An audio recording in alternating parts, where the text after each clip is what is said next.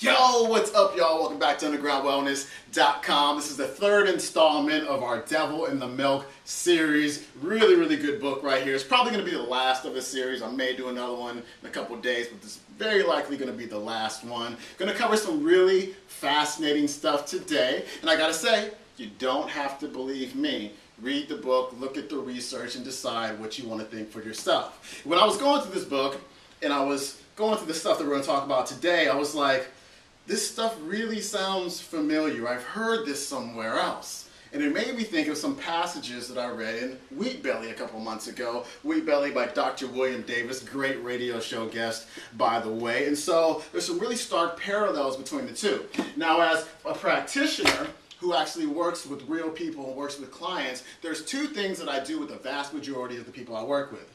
I take them off of dairy products, and I take them off of gluten-containing grains. And lo and behold, they start to feel a whole lot better. They go off them for 30 days, they feel great. I say, go ahead and add them back in if you want to. And when they do, they feel absolutely horrible. The brain fog comes back, they start to gain the weight again. They just aren't feeling like they were when they were off those two types of foods. Now, raw dairy, I do allow my clients to introduce raw dairy after day number 8. Some do well with it, some absolutely don't. It really depends on the person and who they are. So check this out and how this all pertains. Now, in the first chapter of Devil in the Milk, he talks about a guy named Bob Elliott. He's a researcher. And he was wondering here, he says, wow, I got kids in, not he doesn't have kids, but there are kids who are Samoans in New Zealand, and there are Samoans in Samoa. But the Samoans in New Zealand have a 10 times greater rate of type 1 diabetes. And he's going, what the heck is going on here? So he looked at all these different factors, and he found that the factor that explained it the best was the fact that the kids in New Zealand consumed a lot more A1 milk, A1 dairy products. And so he actually applied this theory, we'll say, to mice. And so he did a study, and he fed one group of mice the A2 milk, another group of mice A1, and then he's fed another group, A1 plus naloxone, and we'll talk about that in a second. Now the A2, which is the good one, the good milk, those mice, 0% of them got type 1 diabetes. And one point I forgot to say is that these mice were actually engineered to be predisposed to type 1 diabetes. Now, the group that was fed the A1 milk, 47% of them got the diabetes. So these things are really starting to look like they correlate. Now the A1, remember they got 47 here, when they added naloxone, which is a drug, to the water of these mice, 0% got diabetes. But 47% got it here, same diet, but just naloxone in the water, 0%.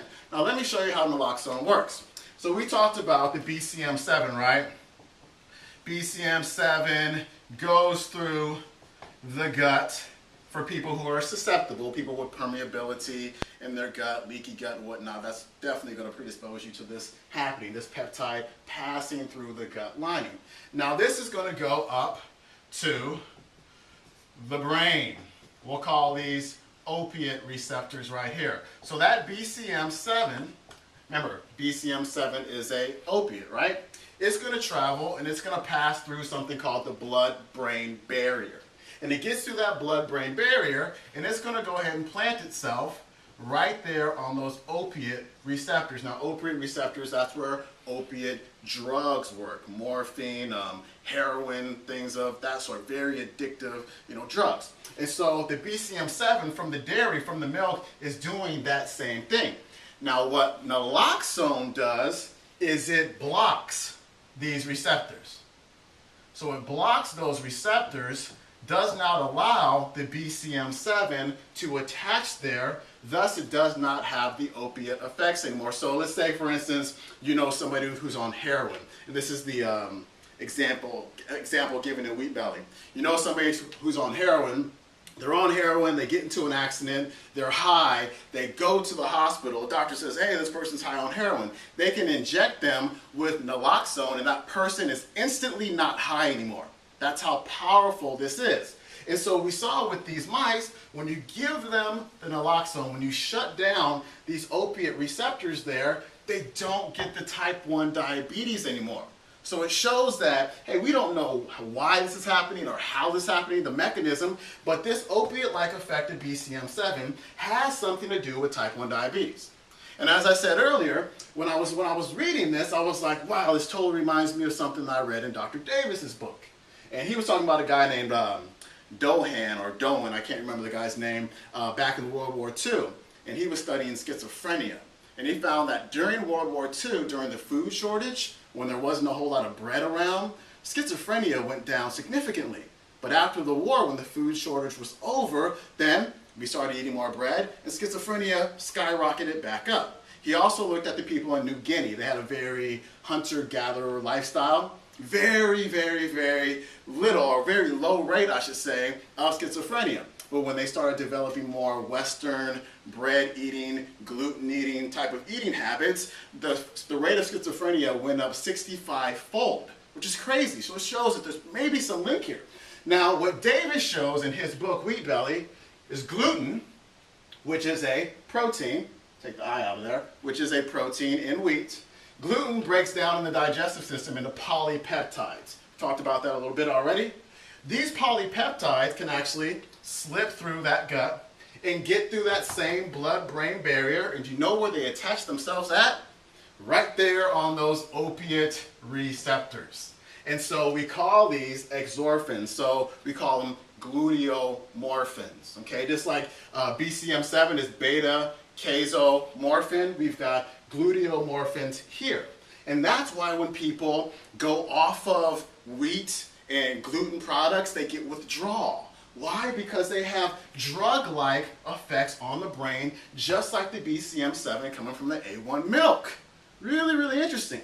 And also, what Dohan found, and what Davis writes about, is that when schizophrenics go off of grain products, when they go off of wheat, their symptoms get so much better. Their auditory hallucinations, they have a hard time distinguishing between reality and fantasy. These things get better. Not to say that gluten and wheat are the causes, but to say that when you add the gluten and wheat back, their symptoms get a lot worse. It's a trip. And so I found that really interesting in parallel with this, right? Because what happens here is when you give humans or even mice naloxone, the same thing happens. It blocks those receptors, right? And remember those addictive, rewarding properties that wheat has. The reason why when I say, I need you to go off wheat, most people go, oh my God, I can't go off wheat. It's like they're hooked, it's like it's crack. You know what I'm saying? But when they go off of it and remove that pleasure, that reward, they do go through some withdrawal, but it also significantly reduces the number of calories that they take in. Their sugar cravings start to go away. Their cravings for grains start to go away. And what happens is they end up losing a lot of weight.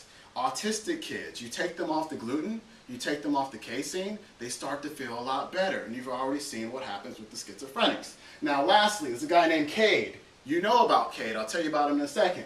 He actually administered BCM7, remember dairy, BCM7, A1, BCM7, to rats, and found that they started to exhibit schizophrenic behavior. Very, very interesting right here. And so all of this stuff just made me think. Now I don't want to say one thing is causing the other because of course I can't make those claims, but it's just all very interesting how when I take clients and when people go off of wheat and dairy products, and typically in America we're pretty much just drinking A1 milk, they start to feel a lot better. And this probably has a whole lot to do with it. Now one last note about Cade. You guys probably didn't know this, I didn't know this. Cade is the guy who invented Gatorade. And while I'm not a huge fan of Gatorade, did you know that when you purchase Gatorade, I'm not saying you should purchase Gatorade, but some of that money goes to Dr. Cade, the inventor, and what he does is he uses that money to study autism and how we can fight autism. So I just want to give him props for that because I know we kind of, give the beat down to Gatorade in our, underground health community. Just wanted to put that out. I'm not saying Gatorade is good for you. But yeah, just wanted to show you that. Highly encourage you to pick up the 2 books, Devil in the Milk, as well as Wheat Belly. I did interview Dr. Davis on Underground Wellness Radio, one of the best interviews that I've ever done. And so check that out. Download first chapter of Dark Side of Fat Loss at darksidepreview.com. We'll send it to you. You'll love it. I'm out of here, y'all. Peace.